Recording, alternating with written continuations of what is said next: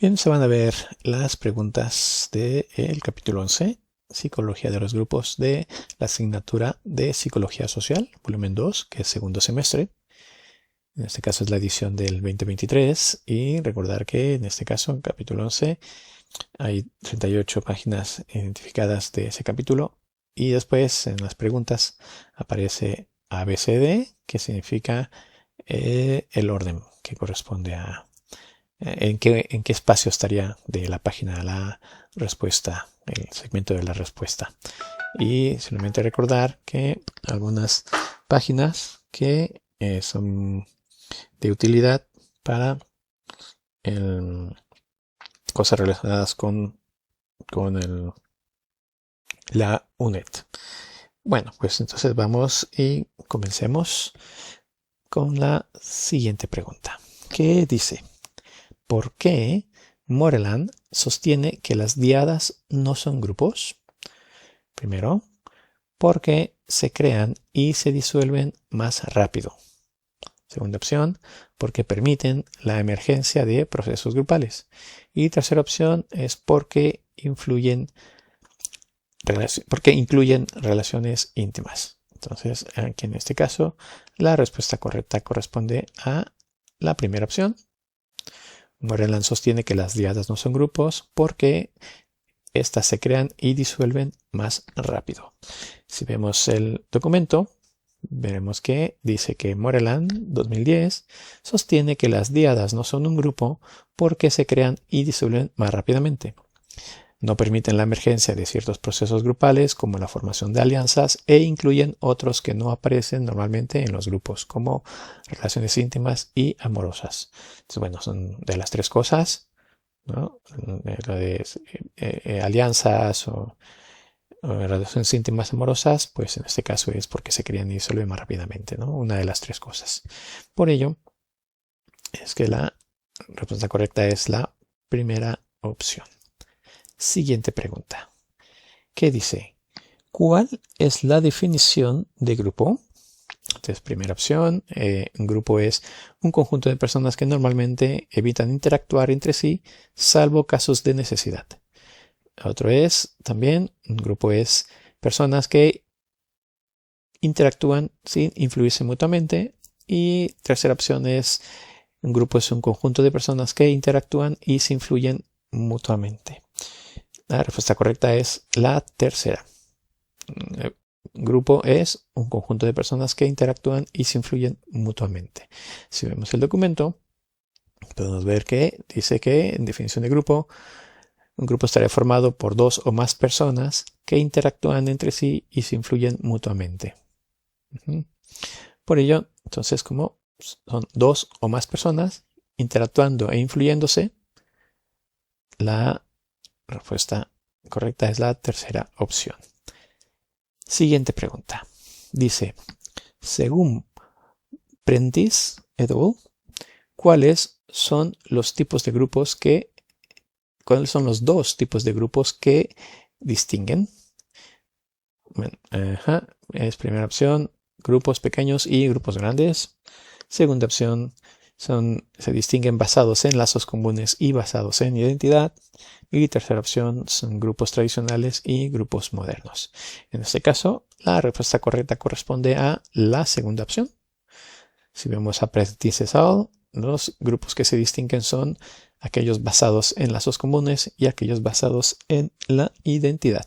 Si vemos el documento, veremos que dice: Prentice y colaboradores del 94 distinguen dos tipos de grupo, los basados en lazos comunes y los basados en la identidad. Así que por eso, como son los de lazos comunes y los de identidad, la respuesta correcta es la segunda opción. Siguiente pregunta. Dice, ¿qué es la influencia informativa? Primera opción es ajustarse a las expectativas de grupo para obtener aceptación. La siguiente opción de qué es influencia formativa es sentir presión subjetiva para alinearse con el grupo.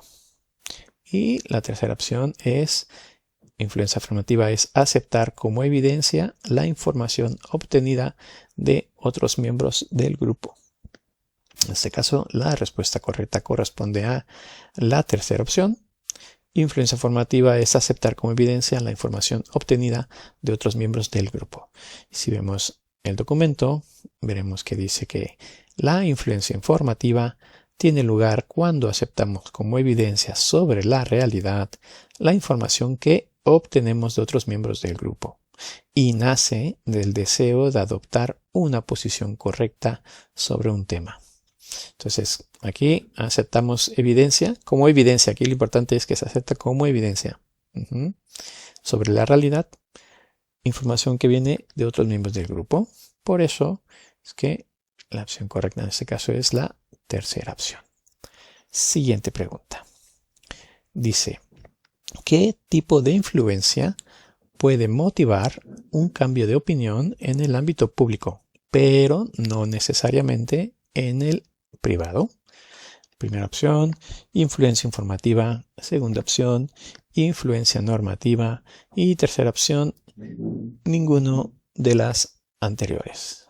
En este caso, la respuesta correcta corresponde a la segunda opción, que es influencia normativa, que esa es la que puede motivar un cambio de opinión en un ámbito público, pero no necesariamente en el ámbito privado.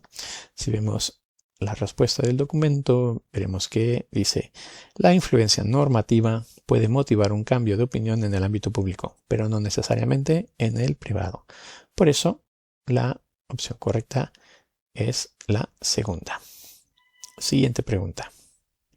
Dice, ¿qué experimento realizó Sheriff para demostrar la influencia normativa? Primera opción, observó cómo las personas ocultaban su postura en presencia de una mayoría. Siguiente opción es, presentó una ilusión óptica a los participantes y les pidió que hicieran una estimación. Y tercera opción es, realizó un estudio paradigmático sobre el cambio de opinión en el ámbito público. La respuesta correcta en este caso es la segunda opción, intentando demostrar influencia influencia informativa. Sheriff hizo un experimento en el cual presentó una ilusión óptica a los participantes y les pidió que hicieran una estimación. Entonces vemos el documento. Lo que dice es que Sheriff utilizó el efecto autocinético, una ilusión óptica que en condiciones de completa oscuridad nos lleva a percibir movimiento en un punto luminoso que en realidad permanece fijo. Entonces, esto fue lo que hizo Sheriff para lo de influencia informativa, ¿no? El efecto autocinético. Y por eso es que la opción correcta es la segunda opción. Siguiente pregunta. Dice, ¿qué sugieren los estudios de Asch sobre la conformidad? Primera opción, la influencia mayoritaria es inexorable. Segunda opción, los estudios de Asch respecto a conformidad dicen que una mayoría unánimemente equivocada puede impactar en las respuestas públicas de quienes mantienen posturas minoritarias en privado. Y tercera opción es la influencia mayoritaria tiene un efecto más intenso sobre cuestiones personalmente relevantes. En este caso, la respuesta correcta corresponde a la segunda opción. Entonces, de acuerdo a los estudios que hizo Asch sobre conformidad, encontró que una mayoría unánimemente equivocada puede impactar en las respuestas públicas de quienes mantienen posturas minoritarias en privado. Entonces, aquí vemos el documento. Nos dice que los estudios de Asch en el 56 sobre conformidad sugieren que la presencia de una mayoría unánimemente equivocada puede producir un impacto considerable en las respuestas públicas de quienes en privado mantienen una postura minoritaria. Esto es lo de Ash estuvo súper interesante, ¿no? Lo de las distancias y cómplices daban distancias equivocadas y de manera pública daban la misma respuesta equivocada, pero en privado no. Entonces es la presión social que está, ¿no? Desde el 56 con Ash. Y por eso, entonces, como eso de la mayoría equivocada y toda esa historia, pues por eso es que la opción correcta es la segunda. Siguiente pregunta. Dice, ¿qué determina la capacidad de influir sobre la mayoría y producir cambios significativos? Entonces, primera opción es lo que determina la capacidad de influir es la flexibilidad y el dogmatismo de la minoría. Siguiente opción es lo que determina la capacidad de influir es la consistencia de la minoría en sus posturas individuales y grupales a lo largo del tiempo, pensando en producir cambios significativos, ¿no? Y la tercera opción es la intensidad de la influencia mayoritaria. En este caso, la respuesta correcta corresponde a la segunda opción, en el cual, por lo tanto, la consistencia de la minoría en sus posturas individuales y grupales a lo largo del tiempo determina la capacidad de influir sobre la mayoría y producir cambios significativos. Si vemos el documento, lo que dice es que el factor clave que determina la capacidad de influir sobre la mayoría y producir cambios significativos es la consistencia que muestra la minoría, tanto entre las posturas individuales de sus miembros como en la postura grupal a lo largo del tiempo. Eso lo dice Moscovici y Nemeth en el 74. Entonces es como eso, para influir en la mayoría, la minoría, si mantiene consistencia, ¿no? Entonces, y a lo largo del tiempo también, pues influye, aumenta la capacidad de influir, ¿no? Impacta en la capacidad de influir. Y pues, viendo este texto, es por ello que la respuesta correcta es la segunda opción. Siguiente pregunta. Dice, Jesús, Jetten y Hornsey, de acuerdo a Jetten y Hornsey,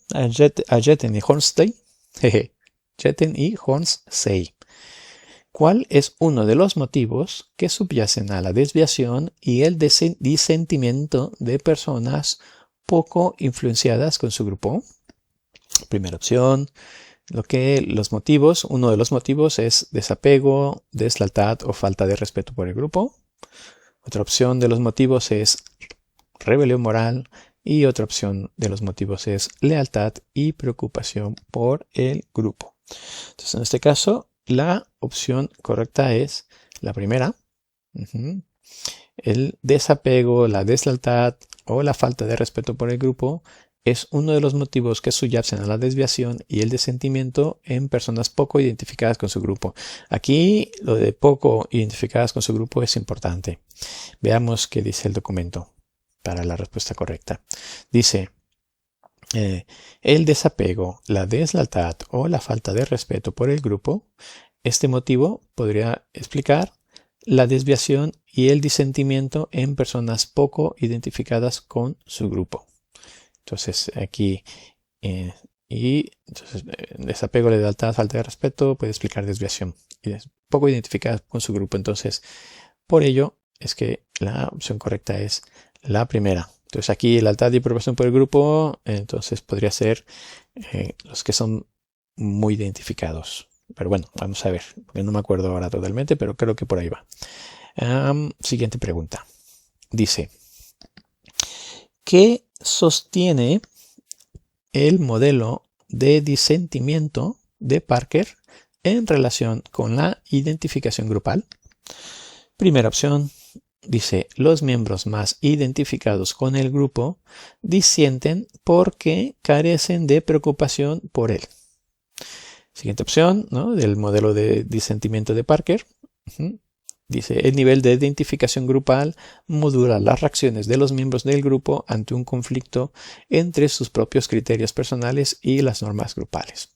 Y tercera opción es, el nivel de identificación grupal no modula las reacciones de los miembros ante un conflicto entre sus criterios personales y las normas grupales. Entonces, en este caso, la respuesta correcta sería la segunda, de acuerdo al modelo de disentimiento de Parker. Si hablamos de identificación grupal, el nivel de identificación grupal modula las reacciones de los miembros del grupo ante un conflicto entre sus propios criterios personales y las normas grupales. Si vemos el documento, lo que veremos es que dice: el modelo de disentimiento de Parker, 2008, sostiene que el nivel de identificación grupal modula las reacciones de los miembros del grupo ante un conflicto entre sus propios criterios personales y las normas grupales. Entonces, si hablamos de modelo de disentimiento que propuso Parker, pues entonces ese nivel de identificación grupal es lo que va a modular cómo reaccionan los miembros del grupo cuando hay un conflicto. Entonces, entre sus propios criterios personales y las normas grupales. Por eso es que a partir de este texto, la respuesta correcta es la segunda opción. Siguiente pregunta. ¿Qué motivo puede motivar la desviación y el disentimiento cuando existen presiones explícitas hacia la uniformidad? Primera opción es el deseo de ser diferente y expresar la propia individualidad. Segunda opción es el motivo es obtención de recompensas tangibles o instrumentales.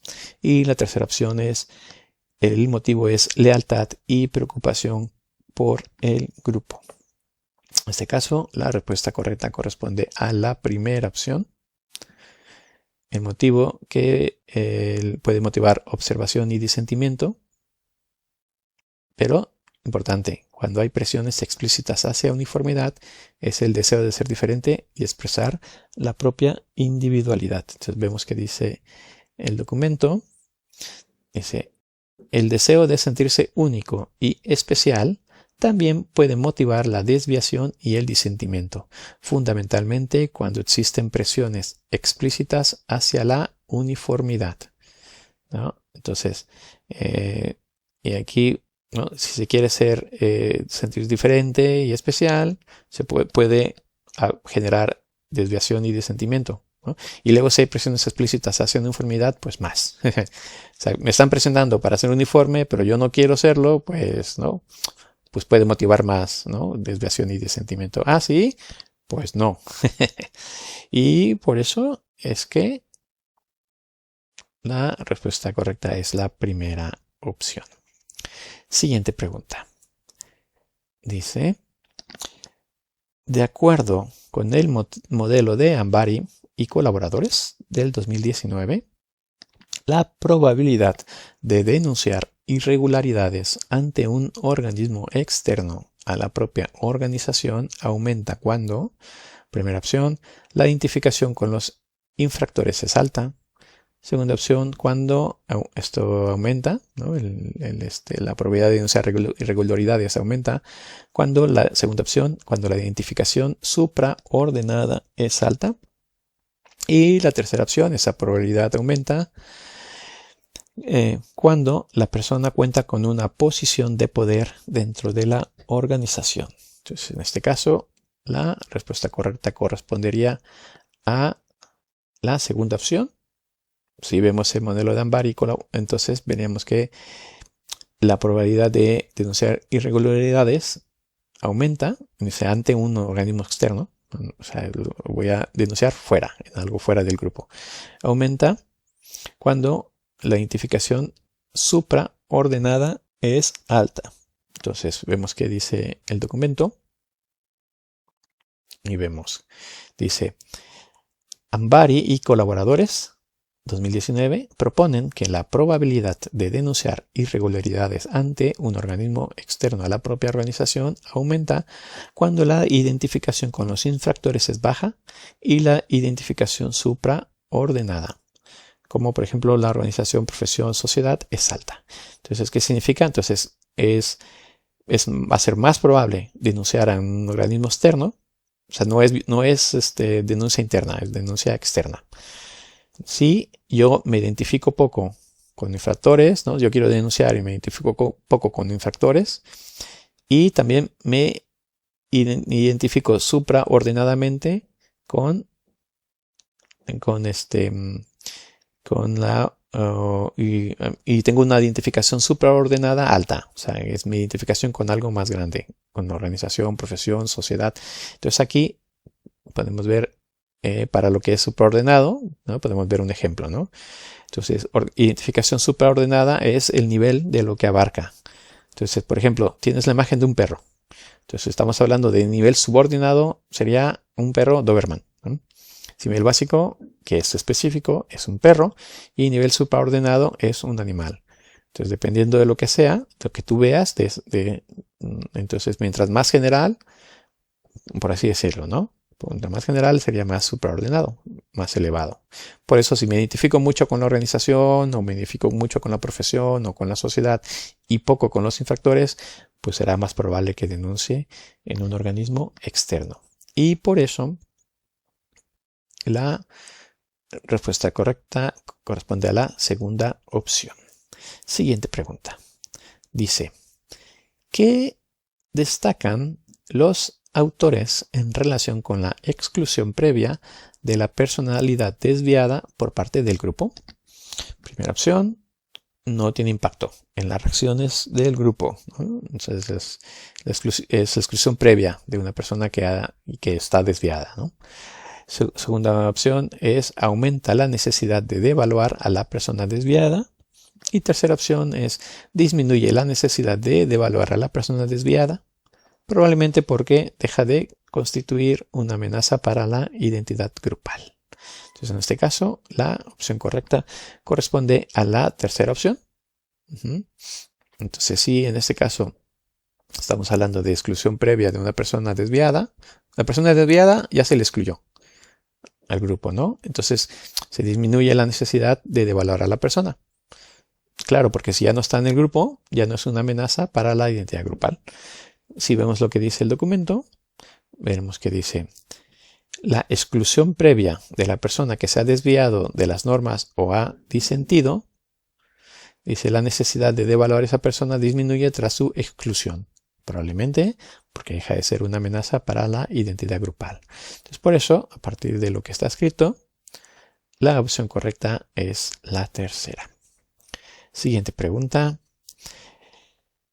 es, ¿qué factor estratégico afecta principalmente a los miembros muy identificados con el grupo? Entonces, primera opción es el deseo de mejorar la propia posición dentro del grupo.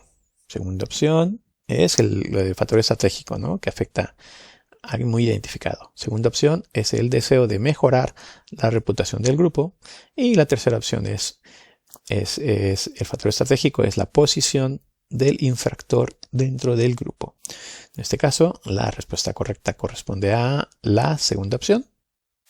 El deseo de mejorar la reputación del grupo es un factor estratégico que afecta principalmente a miembros muy identificados con el grupo. Veamos qué dice el documento. Dice, el deseo de mejorar la reputación del grupo afecta principalmente a los miembros muy identificados con el grupo. O sea, no hay más. Por eso, la opción correcta es la segunda. Siguiente pregunta. Dice, la investigación sobre desviación y disentimiento ha encontrado que los miembros muy identificados con el grupo, tres opciones, reaccionan más fuertemente que los poco identificados ante desviaciones graves. Segunda opción es los miembros muy identificados con el grupo, ¿no? Entonces, no modifican sus reacciones ante la desviación y el disentimiento en función de la presencia de miembros de alto estatus. Y la tercera opción es, estos miembros no reaccionan de manera estratégica a la desviación, como si lo hacen los poco identificados. En este caso, la respuesta correcta corresponde a la segunda opción. Entonces, en las investigaciones que se han hecho sobre desviación y disentimiento, cuando hay miembros muy identificados con el grupo, estos no modifican sus reacciones ante la desviación y el disentimiento en función de la presencia de miembros de alto estatus. Entonces, si vemos lo que dice el documento, veremos esta fue una de examen.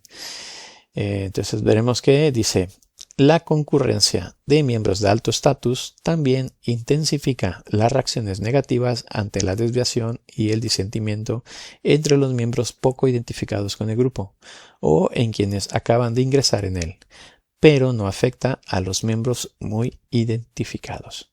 Entonces aquí dice, entonces hay miembros de alto estatus presentes, ¿no? Entonces habrían reacciones negativas ante desviación y disentimiento. Intensifica las reacciones cuando hay miembros poco identificados con el grupo o cuando hay miembros que acaban de ingresar. Claro, si tú acabas de ingresar al grupo o estás poco identificado con el grupo y hay miembros de alto estatus, pues tienes reacciones negativas intensificadas. Pero si tú eres un miembro muy identificado, no te afecta el que estén los miembros de alto estatus. Y por eso es que la respuesta correcta corresponde a la segunda opción. Siguiente pregunta. Dice: la eficacia de la técnica de la tormenta de ideas se reduce cuando, primera opción, cuando los miembros del grupo presentan aprehensión a la evaluación. Siguiente opción, se reduce cuando se separa la generación de ideas de su evaluación. Y tercera, esa eficacia se reduce cuando se aplica el principio de que la cantidad estimula la calidad. En este caso, la respuesta correcta corresponde a la primera opción. La eficacia de la técnica de la tormenta de ideas se ve reducida cuando los miembros del grupo presentan aprehensión a la evaluación. Vemos qué dice el documento y veremos qué es. Lo que dice es: las otras dos razones que reducen la eficacia de la tormenta de ideas se aplican también a otras técnicas y procedimientos para la toma de decisiones. Estos factores son la aprehensión a la evaluación y la holgazanería social.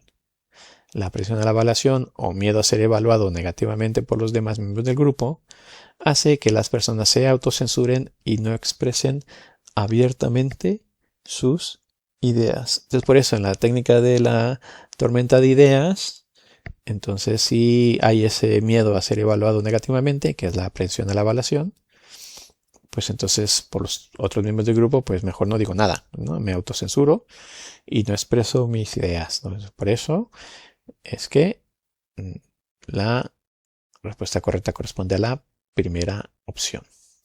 Siguiente pregunta es: según el modelo de esquemas de las decisiones sociales de Davis, ¿cuál es una de las reglas que suelen usar los grupos para tomar una decisión? Entonces, en este caso, la primera opción dice: la mayoría gana. Segunda opción es lo de las reglas, ¿no?, que se suelen usar. Entonces, la segunda opción es la única voz gana. Y tercera opción es la mayoría de 2/3 gana. Entonces, aquí la opción correcta corresponde a la tercera opción. Si vemos el modelo de esquemas de las decisiones sociales de Davis, una de las reglas que suelen usar los grupos es tomar una decisión basado en una mayoría de 2/3. Entonces, aquí vemos qué es lo que dice, ¿no? Como tal, la mayoría de 2/3 se adopta la opción defendida por al menos 2/3 del grupo. Entonces, bueno, de hecho es bastante sano, ¿no?, ese tipo de decisiones. Cuando es mayoría simple, genera mucho la sensación de ganadores y perdedores, ¿no? Entonces, vale, va bien lo que dice aquí el Davis. Y por eso es que la opción correcta es la tercera. Siguiente pregunta es: los estudios sobre polarización han mostrado que la discusión grupal, entonces 3 opciones, primero, suele producir un cambio hacia la prudencia, de modo que las decisiones del grupo suelen ser más moderadas y sensatas que las de los individuos. Siguiente opción es polarización, Discusión grupal. Siguiente opción es la discusión grupal normalmente produce un cambio en sentido contrario a las actitudes iniciales de los participantes, una vez que ha habido discusión grupal. Y la tercera opción es hace que se extremen las actitudes en el sentido de las actitudes iniciales de los participantes. En este caso, la respuesta correcta corresponde a la tercera opción. Entonces, cuando vemos estudios de polarización, se ha mostrado que después de una discusión grupal, se extreman actitudes en el sentido de las actitudes previas que habían antes de iniciar la discusión. Entonces, si vemos que dice el texto, dice Moscovici y Savaioni en el 69 resolvieron estas discrepancias al demostrar que el cambio hacia el riesgo y el cambio hacia la prudencia formaban parte de un fenómeno más general que denominaron polarización grupal. En su investigación encontraron que lo que hacía la discusión grupal era en realidad extremar las actitudes en el sentido ya predominante antes de que la discusión grupal tuviera lugar. Entonces ya había unas actitudes, hay discusión grupal y después se extreman. Si ya pensaba que sí, pues me convenzo más. Si pensaba que no, pues me convenzo más que no. Y por eso a partir de lo escrito, pues la respuesta correcta es la tercera opción. Siguiente pregunta. Dice, ¿qué fenómeno describe Moscovici y Savaioni en relación con la discusión grupal? Primera opción, conformidad grupal. Segunda opción, desviación grupal. Tercera opción, polarización grupal. Entonces, en este caso, la respuesta correcta es la tercera. El fenómeno que describe Moscovici y Savaioni es la polarización grupal, cuando hay discusión grupal. Y que básicamente pues es lo que hemos visto, ¿no? Que ese cambio es el fenómeno general llamado polarización grupal. Por eso, a partir del texto, la respuesta correcta es la tercera opción. Siguiente pregunta. ¿Qué es? ¿Qué encontró Stoner en su investigación sobre la toma de decisiones grupales? Primera opción, encontró que los grupos tendían a recomendar opciones levemente más arriesgadas que las elegidas en la fase individual. Siguiente opción, encontró que los grupos no mostraban cambios en las recomendaciones después de la discusión grupal. Y la tercera opción es que encontró que los grupos tendían a recomendar opciones menos arriesgadas que las elegidas en la fase inicial. En este caso, la respuesta correcta corresponde a la primera opción. Stoner en su investigación respecto a toma de decisiones grupales encontró que los grupos tendían a recomendar opciones levemente más arriesgadas que las elegidas en la fase individual. Si vemos el texto del documento, pues veremos que dice, sorprendentemente, Stoner encontró que los grupos tendían a recomendar opciones levemente más arriesgadas que las elegidas en la fase individual previa a la discusión grupal. Entonces habían un poquito más arriesgadas en lo que Stoner encontró. Y por eso la opción correcta es la primera. Siguiente pregunta.